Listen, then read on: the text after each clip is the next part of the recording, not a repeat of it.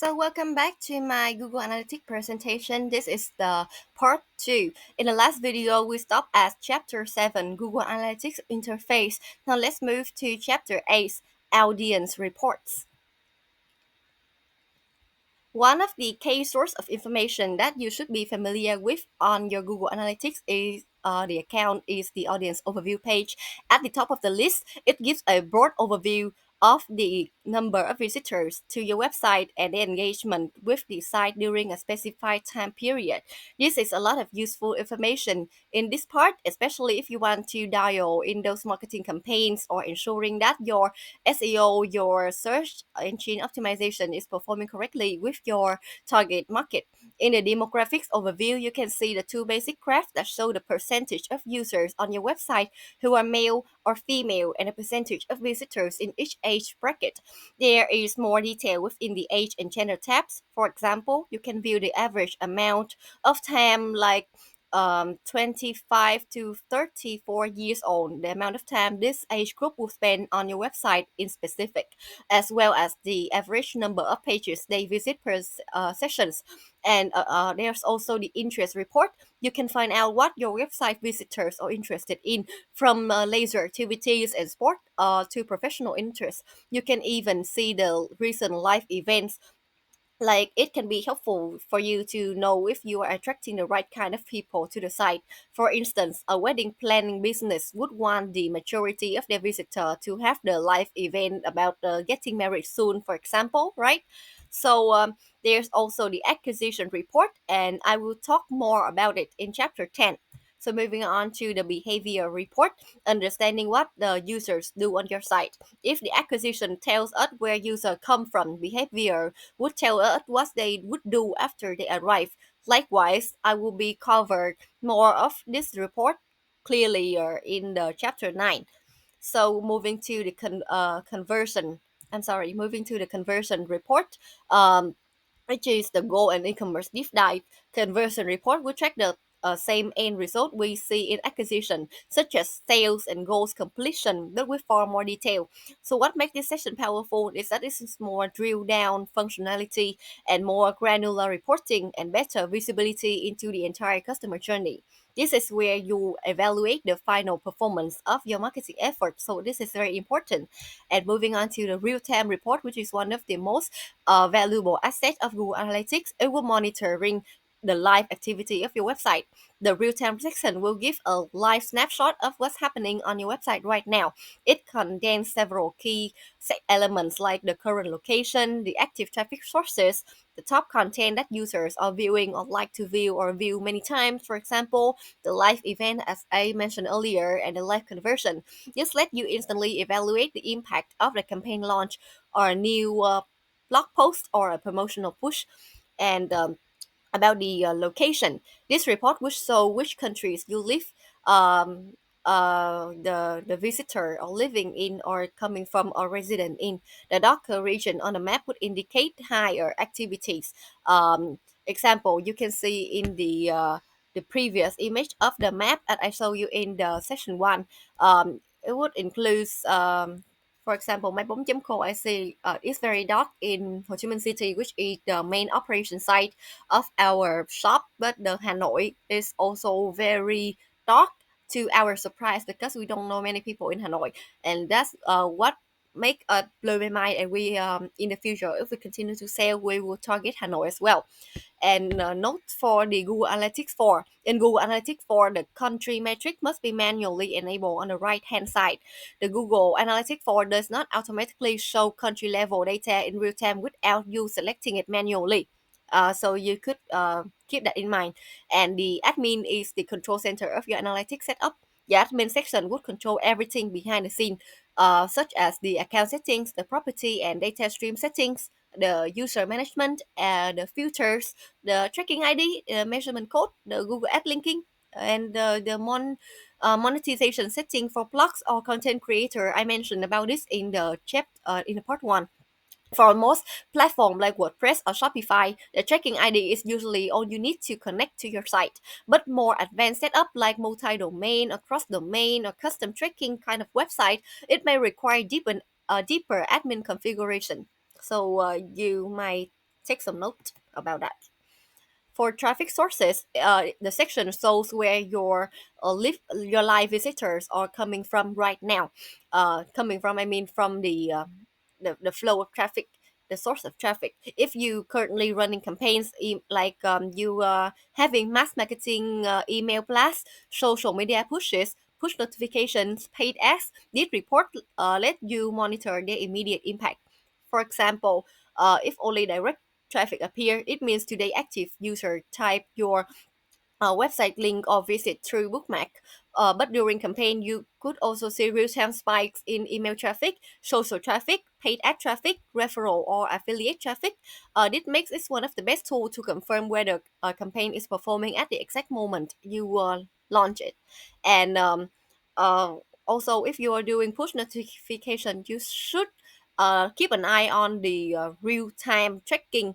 For example, you have a mobile app and a customer is approaching near your store, right? So you can send a push notification once you identify that their current location is close to your store to remind them, or so they might pass by and increase your chance of having a touch point.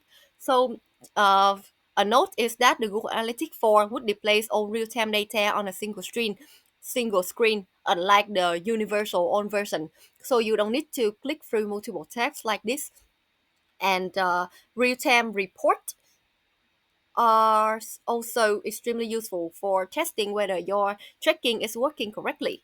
So you how you do this is that you when set up a new Google Analytics account, you can open your website in the browser, and then you go to the real-time report. You check if Analytics detect your visit. There you will see your location, the page you're currently viewing, and the engagement event if they have been configured. If you appear instantly, the tag is installed correctly. If not, it means your tracking code or event setup need to be fixed. So we can dive deeper into the audience report. In the previous video of part 1, I talked about the basic terms that Google Analytics show. So you can find a lot in the audience report. For example, the audience report would help you to understand who your visitors are. So it would break down geographic, like which countries the user come from, break down interest, like what topic or categories they are specifically interested in, the devices they're using, the basic behavior patterns like time spent, return activity, so far so good. How Google would identify users is that they track user with a small piece of cookie embed in your site. The HTML tag, you remember that? So when the visitor load the page, the Google Analytics will assign a unique identifier to its browser. So when they return using the same browser or cookie, the Google Analytics will recognize them as return users. So if cookie are deleted or blocked, the same person will appear as new again because the Google Analytics cannot recognize them. So moving on to session, remind you a single user can generate multiple sessions. So if your website encourage repeat visit, for example, through blogs, through product updates or shopping or new launching, you should expect this number to be significantly higher than your total unique users. And for page view and page per sessions, page view is the number of page viewed being viewed. One user can contribute many page views, and the page per section is calculated as total page view divided by the number of sessions. This number shows how deeply user explore your site. And the average session duration is a metric that shows how long the visitors stay engaged on your website. The longer session duration often signal positive result like engaging content, easy navigation, fast flow, or strong user intent. In the report, you can also see the average session duration as to how long customers stay on website. This is considered a bounce when consumer comes to your website and leave without clicking anything. So in short, a bounce occurs when the visitor lands on your website and leave without interacting. For ecom, the bounce rate under 50% is generally considered healthy, and a high bounce rate may indicate issues such as slow loading pages, irrelevant landing pages, or poor UX.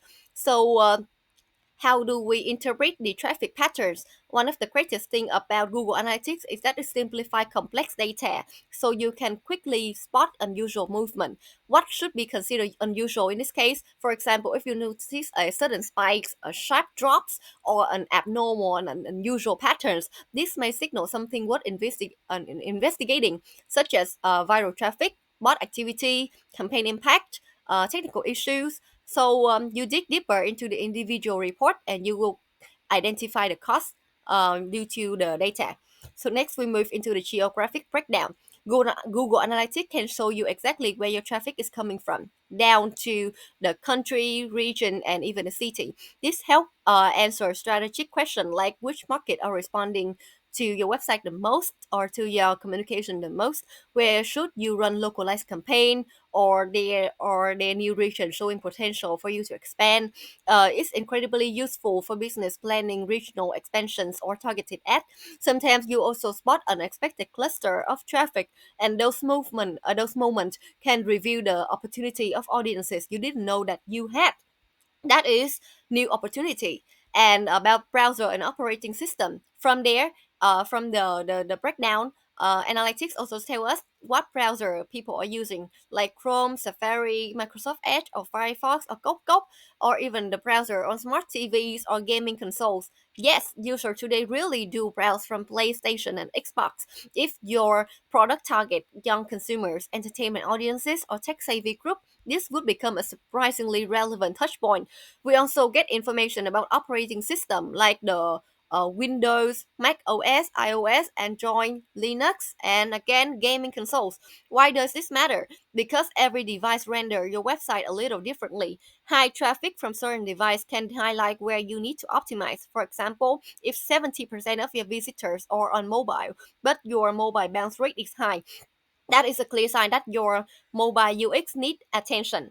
And since March 2021, Google company has officially moved to mobile first indexing, which means that Google primarily evaluates the website based on how it performs on mobile device, not desktop anymore. So this makes mobile optimization non-negotiable. To ensure accuracy in this stage, it's always best to test your website on actual Android and iOS device, not just by switching your browser to mobile view, but still the website.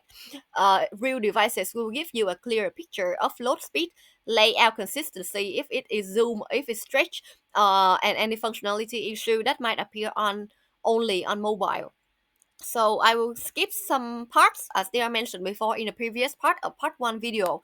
So now let's deep dive into the demographics the report. Before we get into analyzing the demographic data, there's on one very important reminder that demographic must be manually enabled in your Google Analytics property settings. In this setting, if the setting is turned off, Google Analytics cannot show the age, the gender, or interest data. The entire report will simply remain empty. If you discover that these reports are missing, the solution is very simple. Return to your admin page, go to the property settings, and enable the demographic and interest reporting. Only then will the Google Analytics start collecting and populating the data again. Once enabled, the demographics report will become incredibly useful. You can now see the full holistic view of age groups, gender distribution, interest category, and how different audience land on and navigate your website. This report should always be reviewed before planning marketing strategies, SEO decisions, or content targeting or such. It ensures that you're building campaigns around the audience that is actually engaging with your business, not just the audience you think you have or the mass public that would not engage deeply into you. This is how you optimize your campaign budget. And using demographics for paid ads is a very common tactic. If you run ad on Google, YouTube, Meta, or TikTok or any other platform, this data would become even more powerful. You should always ask yourself that are you reaching the age group that you intend to target?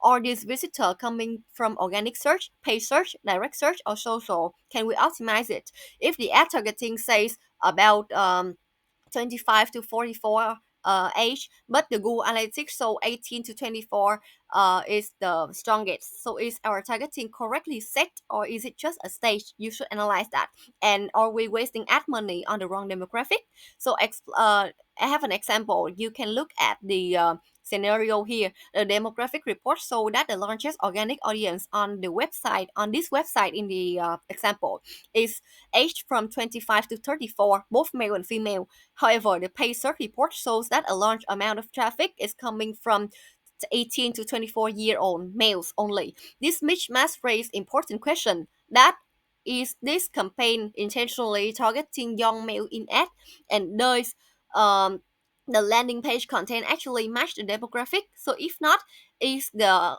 ad manager paying for clicks that will not convert? So this is a common issue in digital marketing called misconfigured targeting settings or overly broad targeting that can lead to wasted ad spend. Google Analytics will help catch the error early, so you won't have to waste a lot before you realize. Moving on to the interest section, as I mentioned before, this report will tell us what else your audience is interested in beside your website. So you will see what lifestyle, hobbies, or markets your audience naturally belongs to, and the affinity category take things one layer deeper. These are higher level lifestyle grouping created by Google to describe your audience long-term interest, not just recent browsing. For example, your audience may be classified into categories listed in the image. These categories would help determine whether your website aligns with the audiences you actually want. If your site is about consulting service and Google Analytics shows strong affinity in advertising, financial service, or software product, then this confirms that you are attracting the right people. On the other hand, if your affinity category look random or irrelevant, it may indicate that your marketing outreach is too broad or attracting low quality leads. Moving on to the geolocation data, one of the most underrated but really powerful feature in Google Analytics. This report shows the browser language settings, user selected country, user selected region and cities, and how these users interact with the site and which channel drive traffic for each location. However, please be aware that many users would browse using the VPNs, which can change their apparent location that the Google Analytics recognize. So this data is very reliable for trend, but not always perfect for precise location pinpointing. So you have to study deeper if you want to base purely on this insight. So I have an example here. We see that most traffic in the example comes from an English language browsers in the US, market at the EA United States. You can see that, right? So, but there an interesting finding that we also see the English language user located in India. So this tells us that India is generating some organic or paid traffic, or this market may be growing naturally, or this may be the worth exploring India as a target countries. So we should expand to it. And one again, we can add segments such as direct pay search or organic to find out which channel are responsible for driving this India-based audience. So this data has major strategic value. It's not useless as people think. If you are considering expanding into another country or launching a country specific market push, Google Analytics will help you identify emerging opportunities. In the example above, if India shows increasing activity and you really want to expand into them to maximize your market share, you can translate the site into Hindi language, creating a country specific template, learning a localized campaign, and adjusting pricing or offering country-based promotion based on the patterns that you see that they are making. They are currently making. This is how global companies use analytics to expand internationally, and they follow the data instead of just guessing. Moving on to chapter 9, deep dive into the behavior report. It gives you a deeper look into one of the most important part of the website performance, how the new and returning users behave over time. This report tells you who is new and who is returning, how often each group visit the site, and how many sessions they have, whether these patterns are increasing or decreasing over time, and how many interactions typically happen before user make a purchase or an action. This make the behavior report a powerful tool for understanding the customer journey. So look at the new and returning users. This section will help you to quickly see if your traffic is trending up or down, and more importantly, which type of users are driving that change. For example, is the spike in the traffic coming from the new users, or is it your returning visitor coming back more frequently these days? Or if traffic suddenly drop, is it because the new user acquisition slowed down? Understanding this distinction will help you diagnose issues and make better marketing decisions. So, moving on to the user report, what does this show you? It provides a detailed breakdown of both group use new and returning. You will see the total number of users, whether user count is rising or falling, the new user percentage, the total session, the bounce rate, the page view, the average session duration, for example. And if e-commerce tracking is enabled to your website, you will also see the transaction rate from new user and the transaction rate from returning users. These metrics altogether help you answer critical questions. First, do customers usually purchase on their first visit? Second, do they come back after several times before buying? Or do the return user convert more efficiently? Or do the new user need more nurturing? So you can identify the next step, the next tactics according to this key strategy question. This kind of analytic tell you how long your consideration period is, the consumer consideration period, and whether a customer need multiple touch points before they trust the brand enough to purchase. If you find that most customers don't convert on the first visit, this is a strong signal that you may need a remarketing or retargeting campaign. For example, you may show ad to user who visited but didn't check out, like, you have left some items in your cart. Do you want to buy? Shopee already did that. Sending reminder emails, offering checkout incentives, or retargeting with proper videos, product videos, or social content, or new launch that match more of their identities. In other words, if your data show that customer require multiple sessions before they buy, then you must create multiple touch points, and remarketing becomes essential for you than ever. From the behavior overview dashboard, we can dig deeper into the search terms, user hype on the site, the brand content group, the product categories, and even the performance of each individual page. This let us break down the user behavior from the high level all the way to the detailed page specific insights. Now let's jump to what I consider one of the most interesting part of the behavior reporting, which is the behavior flow, that table. uh, no, that image. The visualization which shows the user journey step by step, starting from the landing page, which is the first page the visitor sees. Every column here represent a step in the journey, and the red bar on each step so the users who drop off at that point. The remaining green flow represent the user who continue to the next page. In this example, you notice many red bars, right? Meaning a lot of users stop on a specific site. Uh, this specific page, I'm sorry, this isn't automatically negative. There are two possibilities. First, user may found exactly what they needed already. Maybe the page fulfilled the intention, like a store hour page or a blog article they only need once, or an info page that only need once. Or there is really a problem. Like, this is a part when behavior flow become powerful to analyze in depth. If many user drop off where we expect them to continue, such as a product page or checkout, the flow help us identify where the friction is. If we scan this report, suppose we scan this report and find that the pages, we find a major insight, um, to look in is the 100% drop off, for example. A complete drop off at a step often signal a technical issue, such as a page that fails to load, a broken button, a form that doesn't submit, or in checkout, a shipping page that creates sticker shock.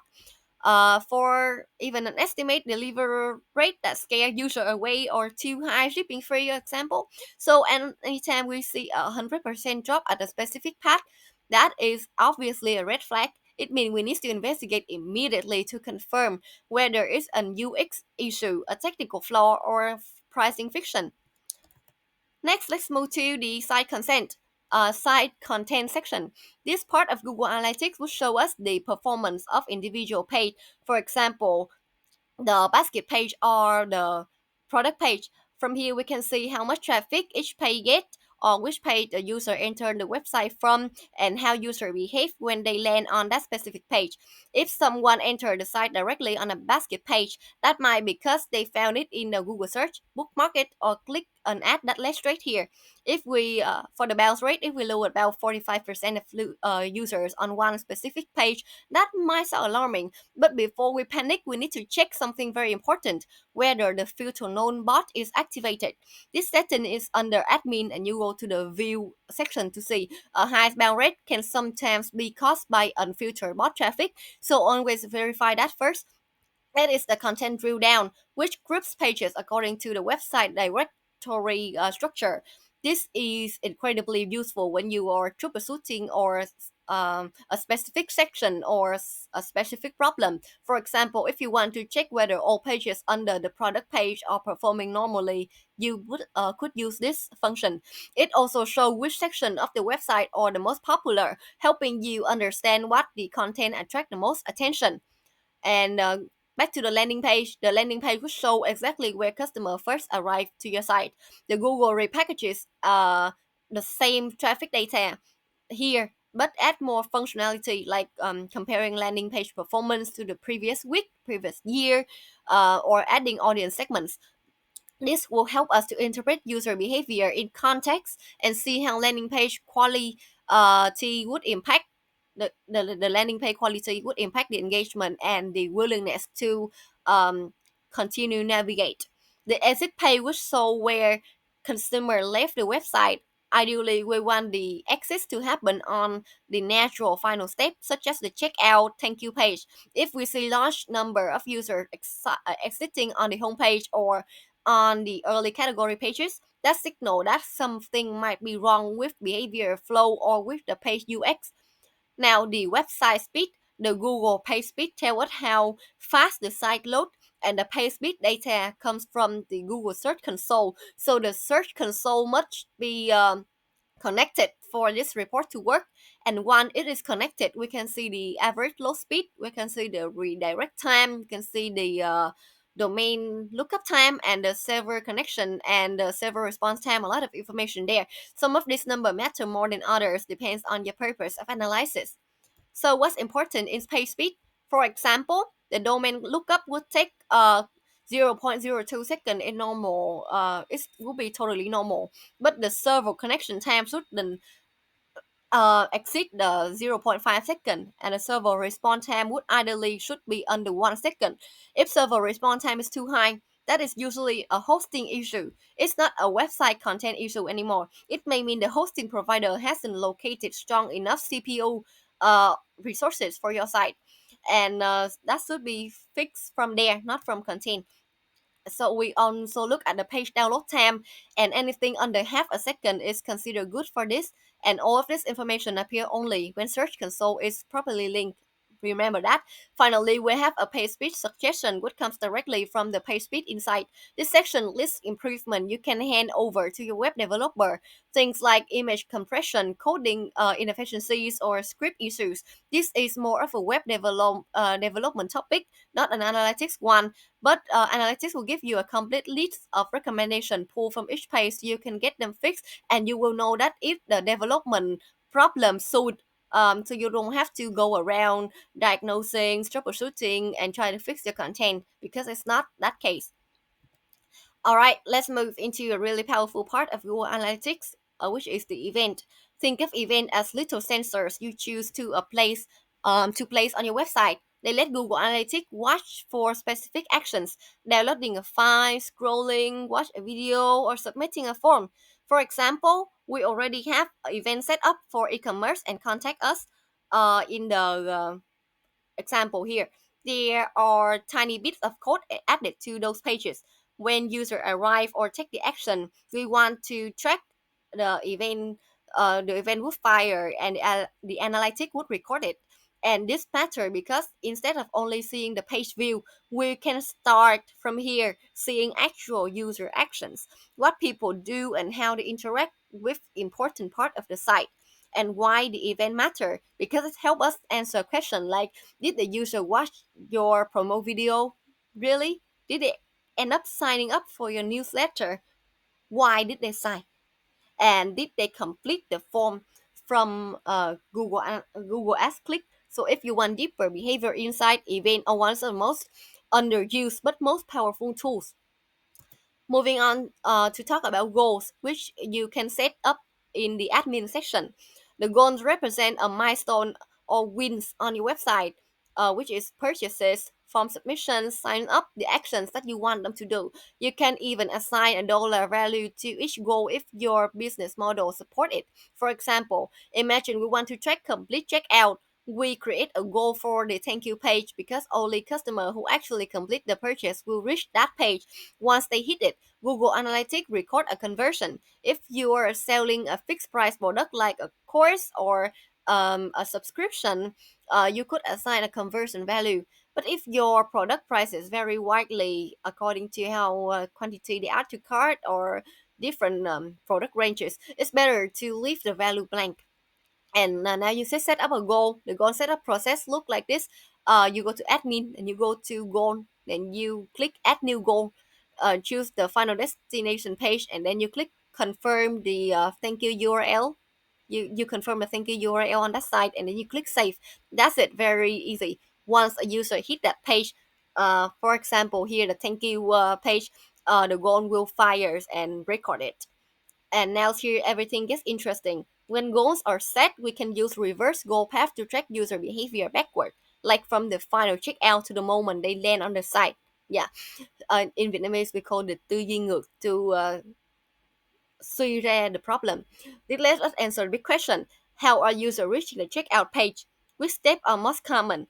Where do they drop off? And are their pattern in the best performing funnel? This feature visualizes the real conversion journey step by step, and you do go bottom up will less be saturated than the top down info because there are a lot of traffic from top down. And the reverse path will help identify friction to optimize your funnel and remove those friction. Some people believe adding extra step would help customers see more product, but in reality, more step, more friction, and they tend to bound. So you can be a fan of showing related product as an upselling tactic, right? But it's really not the ideal in the middle of checkout. The checkout flow should be clean, short, predictable, transparent. If any step in the funnel shows a sudden drop off, like shipping, billing, review, that step need attention immediately. So finally, with all this data in place, you can see exactly how customer move from the landing page to the product to the cart all the way to the purchase. It's a tight funnel, and if we see drop off at any specific step, that's where we focus our optimization effort. Now let's talk about e-commerce in Google Analytics. E-commerce lives under the conversion section, and for it to work properly, it must be set up both on your website and in Google Analytics. When it's set correctly, you can see metrics like revenue, average order value, and the specific item customer purchase. For example, we may see a website make a total how much this week with an average order value of how much. We can also view exactly what product was sold, which gives us a great insight into customer preferences. And for the shopping behavior is similar to the conversion funnel we discussed earlier, but it's specific to e-commerce. It will show the customer how they move through your online store. We can see, for example, how many users visit without adding item to the cart or how many users progress through the checkout step. Essentially, it will let us visualize the usual flow of purchase. So let's here's a critical insight. The checkout behavior. We can see the user would move from billing to shipping to payment to review and to complete the transaction. So these are customers who already enter the shipping info, payment detail, and agree to the terms, but they stop their journey. Yeah, so this gonna be the problem. The fact that they abandon at this stage signal a serious issue, maybe confusing pay design, unexpected shipping costs, or unclear terms. This is exactly the type of problem Google Analytics can review, and fixing it can substantially increase the revenue. Let's explore the sales performance. This report provides detailed information about transaction, like the total revenue per transaction, the taxes and shipping costs, the number of units purchased, or any refund. It's a comprehensive view of your store financial performance, helping you identify pattern, popular product, and potential issue in sales. Finally, we have marketing setting in e-commerce. Most business underutilize this section, but it's valuable for tracking, for internal promotion, like discount applied within the store, like a coupon code or product coupon like used for affiliate promotion or special offer. These settings allow us to track how discount influence sales, monitor promotion, and optimize marketing strategy. Moving on to chapter 10, acquisition report. It is where Google pull all data from both the homepage report and the audience report and repackage them with goals and conversion and add it on top and bring it to you. This gives us one of the most powerful view analytics, where users come from plus how they convert. You will see your top traffic channel, your total user, your total conversion, and the easy to read comparison chart for many sections. And just like the auto report, you can toggle view to compare previous day, weeks, months, or years. In this example right here, most traffic come from direct traffic, right? And this pattern stay consistent across the account. This is actually an anomaly. Most websites typically show traffic split in rough third between direct pay search and organic or other channel. But every website has its own behavioral baseline. Your normal status depend entirely on your business goal, your marketing mix, your the user pattern, the sales cycle of your business, and the brand recognition. Once enough data is collected, this baseline will help you immediately understand when something is performing as unexpected or when something unusual needs investigation. Because you troubleshooting, you need a benchmark to see if it's good or it's bad, right? For this specific account, heavy direct traffic is the normal baseline. In this example only, because this is an e-commerce website with e-commerce setting enabled, the acquisition report would become more powerful. You can use the selector toggle through on goals, specific goals, purchases, checkouts, events, lists, or many others. With e-commerce enabled both on the website and inside Google Analytics, the system can communicate transaction revenue, conversion rate, average order value, and product performance. This transformed the acquisition report into an essential tool for revenue attribution. And this is one of the best report for evaluate the market effectiveness also. Because it's you can toggle views on many insightful sections, so it becomes much easier to see how each channel contribute to the company's bottom line. In other words, it shows exactly how paid marketing and SEO influence real business outcome. The on traffic report works similarly to the home report, but now include the ecom data layer inside. You can compare current week versus previous, current month versus last month, year over year traffic performance, and you see traffic broken down into channels, different channels. A recurring theme in Google Analytics is that information is frequently repackaged, but each view adds new layer of insight such as conversion or revenue. In this case, you see traffic channels display alongside e-commerce performance. So trace map or type of visualization that represent data as rectangles. Each segment of data is a rectangle and the size of the rectangle communicate the size of the segment. The color of the rectangle will show that the segment measured for a different secondary metric on a scale of high would represent by green to low represent by red. You can find Google Analytics trace map on the acquisition to traffic to trace map, and trace map can be used to easily visualize and understand the performance of landing pages, campaigns, or conversion, thus detect optimization potential. In the screenshot below, for example, the color indicate page over session. You can easily see that while organic is the channel responsible for most session, the biggest rectangle, direct is the channel with the highest page per section. This is the docket grid. By clicking on the rectangle, you can drill down to see more details about the segment. For example, clicking on the social channel, break down the selected metric by different social network, while clicking on the referral channel will show the performance of session by different referrals. So this look nice, but to be honest, it's not the report most marketer rely on every day. Trace map are more of a quick visual reference rather than the deep analytic tools. It's helpful for a general overview, but not the one you're going to use for more detailed decision making. Therefore, we move on to source and medium. Source is refers to the origin of your website traffic. It tells you where your visitor are coming from. Uh, and the source provide a specific location from which your traffic arrive. For instance, if a user click on a link to your website from a New York Times article, the source would be newyorktimes.com, for example, and the medium indicate the type of category of traffic coming to your website. It describe how the traffic arrive at your site. Some common media include organic, paid, referral, email, social, and it's important to note that in Google Analytics 4, medium name or case sensitive. This means that email no capital, email first letter capital, and email all capital would be treated as different mediums. So you should keep in mind. And you can clearly see that this part of the acquisition report break down exactly where your user came from and how they got to your website, whether it's Google Organic, Facebook ad, email campaign, referral, or anything else. It's very similar to the information we saw on the homepage, but now we're adding an e-commerce segment, which gives us a rich.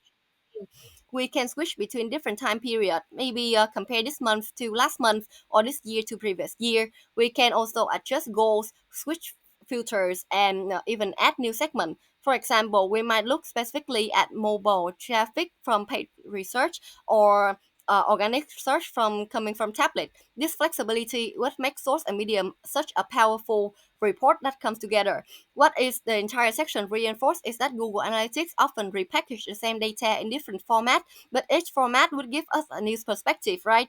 And depending on what we're analyzing, like traffic, behavior, or conversion, one view may be more useful than another. In short, Trace Map will give us a quick visual, and Channel show us overall performance, and Source and Medium would provide a detailed breakdown that we need to make analyze data-driven marketing decision on, especially when e-commerce tracking is enabled. This is where we can truly connect the dot between traffic, user behavior, and revenue, and ultimately it helps us evaluate exactly on marketing effort from SEO to paid ad contribute to the business bottom line. Now let's move to referral. So this report is essentially the same referral section we saw back on the homepage, but now we're adding e-commerce, which instantly make it more powerful. What is the difference between referral marketing campaign and referral traffic in Google Analytics? You can see the definitions on. I put it on the slide. With e-commerce added, referrals don't just tell us who sent traffic; they tell us which referral channels actually converted. For example, you can even see the percentage of users brought over that by the backlink who are converting. Here, in the example, Instagram and BuzzFeed are low converting page with high engagement, while the backlink brought from Facebook are converting at nearly 2%, a very high conversion rate in the industry, but it have low engagement. That is valuable channel insight. We can also see what device the customer use, and by applying the filters here, we can dig deeper of which referral partners are sending high value traffic, which ones only send visitors to browse but never buy, and do mobile users from certain referrals convert better than desktop users. So this helps us understand the quality of referral traffic, not just the quantity. Moving on to chapter 11, let's talk about Google Ads, which is always interesting. We go to admin and scroll down to product links here and click Ad click and then choose the Google Ad account you want, and make sure every account you want already have access, and you can choose one or many account. Then you consider the setting options. You can always change it later. Once linked, the analytic will prompt you through a setup to configure how these two platforms share data. It may take 24 hours for those two to integrate fully. That link is essential. Without it, none of your Google Ad Insight will show up in analytics. Um, Most websites only have one Google Ad account, but in more complex situations like multi-domain tracking or multi-website on feeding into one analytics property, you might actually have several ad accounts linked at once. And in the advanced case, the Google Ads section in Analytics would become especially helpful because it shows every ad account that connected all in one place. And once we're inside the Google Ads section, we can go into campaigns. Here we can see exactly which ad campaign are performing well and which one aren't. And if we drill further into keyword campaign, we can evaluate performance at the keyword level, backbone of the Google Ad strategy. Here, um, those are the keywords you see. Now, if we open up the Google Address Map, you will notice that the layout looked very similar to the trace map we saw earlier, but this time instead of traffic sources, the trace map visualizes which keywords and campaign are driving the most activity. It's still more of a visual tool, helpful for spotting pattern quickly, but less detailed than the table we typically rely on for daily optimization. And finally, under the Google Ads section, we have the keyword report. This gives us a complete overview of all the keywords driving traffic to the website from our Google campaigns. And this is one of the most actionable report for anyone managing paid search campaign. It provides the insight need to pause underperforming keywords, scale strong one, and optimize budget for maximum return on investment.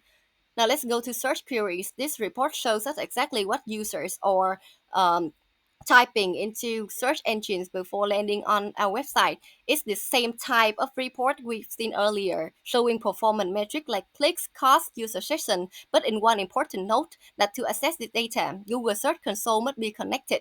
One of the most valuable insight is the hour of day performance. If we look at which hours on Google Ads perform the best, we can fine tune our budget strategy. For example, if most of our traffic happen between 7 a.m. and 9 p.m. and everything outside that window is minimal, we can reduce ad spending during the low traffic hours. If we have the final URL report under Google Ads, this shows us the exit page, meaning which page user left the site from. This only applies to users who enter through Google Ads. Is incredibly helpful for diagnosing the friction point. For example, if a high number of users drop off at the shipping page, they might be dealing with shipping fees shock, or there could be something broken on the page. Either way, the report helps us pinpoint where the experience is failing, where optimization is needed. Now let's talk about the Search Console. Just like Google Ads, the Search Console needs to be configured in admin setting. This is the same kind of data we've discussed earlier in other section, but now it's pulled directly from the Search Console. It has about 3 day reporting delay. Finally, we have the campaigns, the last major section under the acquisition report. Here, Google Analytics allow us to review the organic keyword, the paid keyword, the cost analysis, and the performance across all type of campaign. Campaign can be set inside Google Analytics or inside the Google Ads, but in most reward case, the campaign we review here are the Google Ad Marketing campaign. We can analyze them directly in Google Ads, but this section will give us a second place to check and verify performance, especially if we want to compare campaigns against other acquisition channel. So move on to chapter 12, which is where you manage users, Add a user, or you can go here leads, from the and left hand account level. side, click on users. If you want to add a new user, you click on the blue writing add new user up here, add a user, Yeah, he is guiding or you you can go to here how from the to add left hand a side, user. click on users. If you So want to yeah, add that's a it. new user, The you click you add a on user, you go to the the blue user writing section, add new enter the user up here, email, and then set their add a permission. The user, permission would include the or you can read go here and from the left analyze, hand allow side, someone to view the report only click without on making users. changes, or allow user to create gold, edit If you want to filters, add a or new user, modify dashboard, you or click allow on them to add or the blue remove writing other add new users. user up When you here, click the add, the user will add a receive an user, email or you can invitation. go here When from they the left accept hand it, the side, information will appear on the user page. click on To remove users. a user, just simply click the remove option If you want to next to the add a name. new It's user, straightforward and you secure. click Next, on we have the the admin blue setting. writing add new One user of up here, these are add a configured user, when the amount or you can account go is here first from the left created. hand side, Unless something is incorrect, you typically don't click on need to users. modify this. Add a user, or you can go And here from the left hand filters side, are powerful but can be risky. They click on allow you users. to modify. They want you to modify the data you see in analytics. But if applied incorrectly, they can cause data loss or misreporting. Here's the key rule. Always maintain master view of your data and only apply filters to filter view, never direct to the master view. So filters can help you exclude internal traffic, track specific campaign, or segment your audience, but careful setup is essential. And lastly, the trash can is where deleted items are stored. If you accidentally remove a filter or another element, you can restore it from the trash can. This add extra layer of security, ensuring you don't permanently lose important configuration. Account change history is anytime we add or remove user or make significant changes in Google Analytics. These modifications are recorded here. You can go back to a particular date and review exactly what changes were made. This is extremely helpful for tracking updates or troubleshooting issue. And property level settings are found under the properties tab. You can modify property name, enable enhanced link attribution, ensure Search Console is connected, and turn on e-commerce tracking for your online store. And you might find additional features here, such as remarketing also. On one very important setting here is data retention. Google now allow you to retain data for up to 14 months. So for more detailed insight like demographic or age data, you must set up user ID. Without it, user analytics will only provide the basic information. So please remember that. A session is how long a user is actively interacting with your website. By default, session time out after 30 minutes. Um, you can adjust this based on your business need. For example, if you have video streaming site with long video, you may want to extend the session timeout. For beginner, I recommend leaving the default setting until you understand how session timing affect your report. And let's look at organic search success. You can plug in different search engines here to see how your website is performing on each platform. For example, if we want to add DuckDuckGo here in the example, we could review their recommendations or improving website performance. This website optimize your website. This session optimize your website for organic search traffic and improve visibility across search engines. The referral exclusion list is where you can exclude your own domain if you are experiencing self-referral issue. Self-referral can skew your analytics, so it's important to review and update the list as needed. If certain search terms don't fit your brand or product, you can exclude them from tracking here. This ensures that your data remain clean and focused on relevant traffic, and the property change history allows you to review any modification made at the property level. This is useful for tracking update, auditing change, and understanding how your property settings have evolved over time. Data depletion requests are required for compliance with privacy law.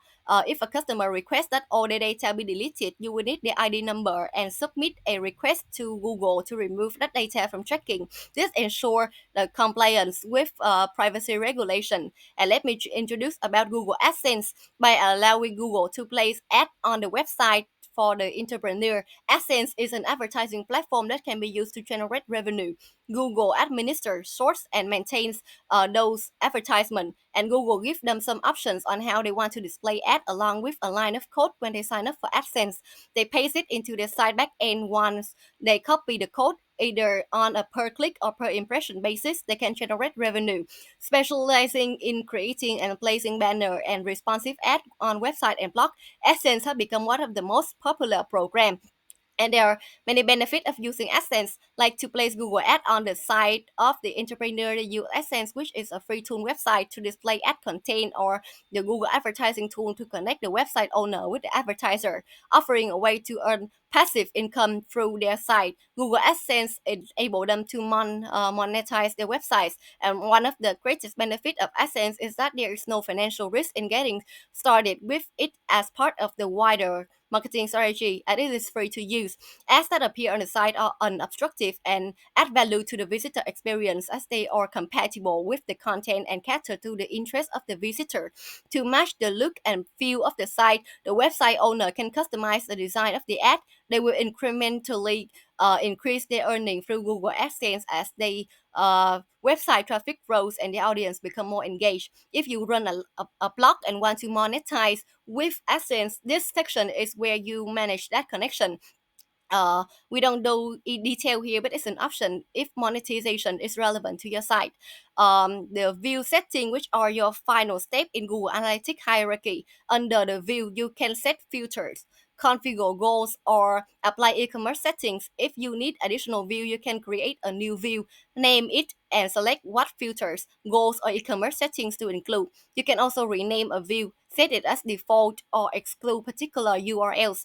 Goals can be built and applied directly into the view. And finally, the shared asset. They are functional assets imported from other Google Analytics account. This allows you to borrow and reuse proven analytics setup from the gallery or other users. It's a great way to add functionality to your account without building everything from scratch. So we move to the final chapter. The additional note about the updates of Google Analytics 4 that may confuse you if you are used to the old universal version. The information in this hard part have not been covered in the previous content. So if you have watched my videos until here, please listen carefully. First of all, user acquisition report provides only medium data based on the first-time user. This section can be useful if you are driving new channels such as email marketing or social media. Next, Google Analytics 4 only shows in-app purchase data when your app is linked and sending the purchase event to your Analytics account. Why this matters is because if your app isn't connected or the event aren't set up, GA4 will show zero in-app purchase data, even if your app is generating revenue. So please stay updated. Next, GA4 would use to have a section called Publisher Ad, which was mainly for people using own AdSense account or the older Google Ad Manager setup. To make that section work, your ad account, AdSense or Ad Manager must link to Google Analytics. If not linked, GA4 won't be able to show any ad performance data. And finally, in Google Analytics 4, the advertising conversion part will show which traffic sources led to a conversion, not just paid ads. So even if you're not running ads, GA4 will still show the social media conversion of your site, organic search conversion, direct traffic conversion, and referral conversion of your site, because the report tracks all paths that leads to a conversion, not only the paid one. And that is also the end of my part 2 presentation. I hope you enjoyed the video, and thank you for your attention.